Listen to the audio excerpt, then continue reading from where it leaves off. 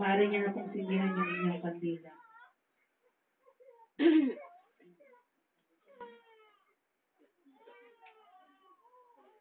Mag-ingat lang po tayo. Ay, yung iba, pwede mo muna natin patayin yung electric fan kasi hanginin po yung kandila.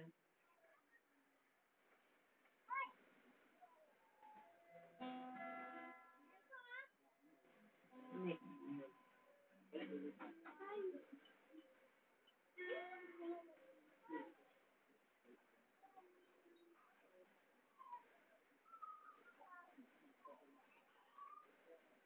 Hindi na.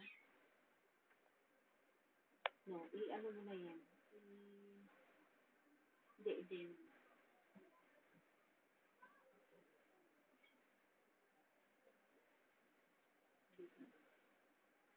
Ang ina niya.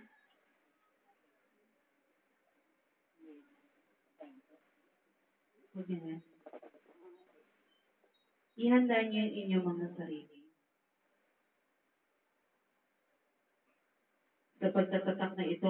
inyong mga santos santa, ito'y bibihira mangyari.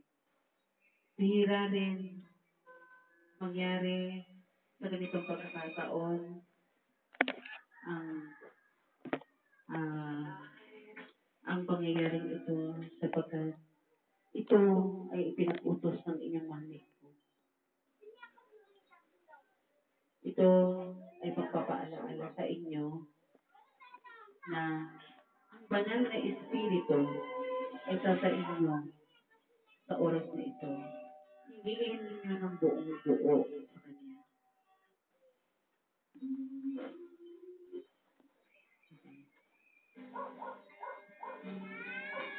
Maaari tayong pumikit at manalangin sa banal na Espiritu Santo. Nangangin ninyo ang instrumento ito ng ating Panginoon Diyos. Panginoong Diyos, huwag mo po kami papabayaan sa oras ng pagsubok. Hinihingi namin sa iyo na kami iyong kabayan. Patawarin mo kami sa mga pagkakamali namin. Ingatan mo po kami sa lahat ng pagkakataon at sa oras ng mga pagkakamali at pamihina namin. Mahal namin po, wala kami pinakasahan kundi ikaw. Ikaw na aming kinilala, Panginoon Diyos. Ikaw na nagturo sa amin ng lahat ng tuwid na daan. Sampu sa aming pamilya. Kami ay iyong ingatan, mahalin, upang kami ay matutong matagpo sa iyong banal na grasya. Mahalin po, patawad po sa mga nagawa namin sa pagkakasala. Aming hinihiling ito, anuman po ang mga pagsubok na darating sa amin. Adiyahan ninyo ang inyong mga tapat na makabisa sa inyong sa oras na ito.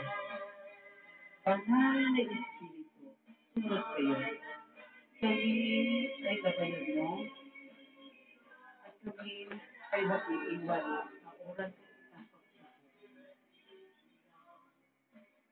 Ipinagkakatiwala namin sa iyo at sa lahat ng aming pagkakamali. Panginoon, ikaw ay nakatatalastas ng aming mga suliranin sa pang-araw-araw. Gayon din ang aming mga mahal sa buhay, buuin mo pa kami, palakasin mo po kami.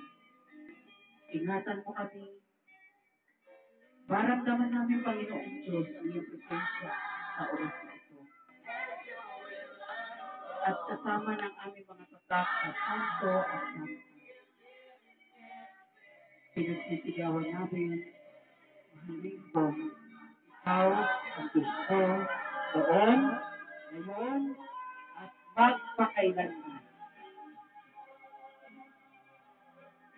Ang intensyon ng inyong panalangin, tumikit lamang kayo at dalhin ang presensya niya sa oras na ito.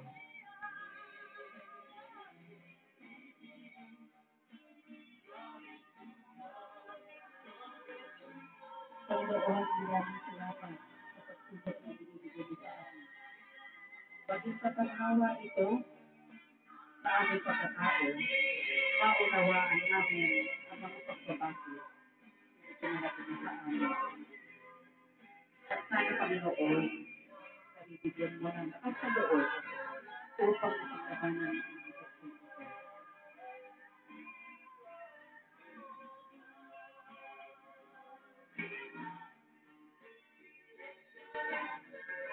Isama niyo rin sa inyong mga mensahe, sa mga namayapan ninyo, mga mahal sa buhay. Sa kantinang niya magpaalaala sa inyo, ang pagdidingning ng kantinang yan ay simbolo ng inyong Panginoon, ang Espiritu Santo ng mga ito, na siya ay nagbibigay ng lakas sa inyo.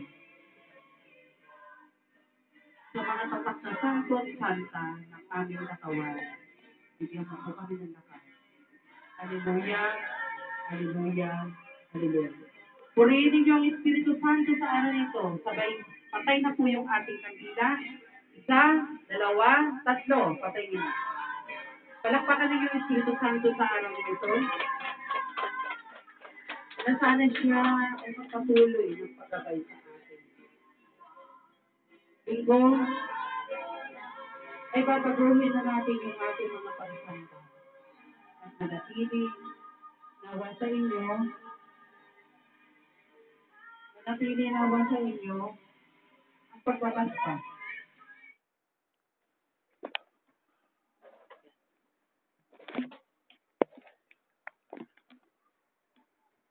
Bilang patriarka ng Apostolik at Katolikang Simbahan, sa kinatawan ng inyong banal na luklukan, ang basbas ng Espiritu Santo ay sumainyo nawang lahat. Muli, pagpalain nawa kayo ng makapangyarihang Ama, Anak, at Espiritu Santo. Tapos na ang ating pagdiriwang, humayo kayo at maglingkod, mahalin, purihin, ibigin ang ating mahalin ko noon, ngayon, at magpakailanman.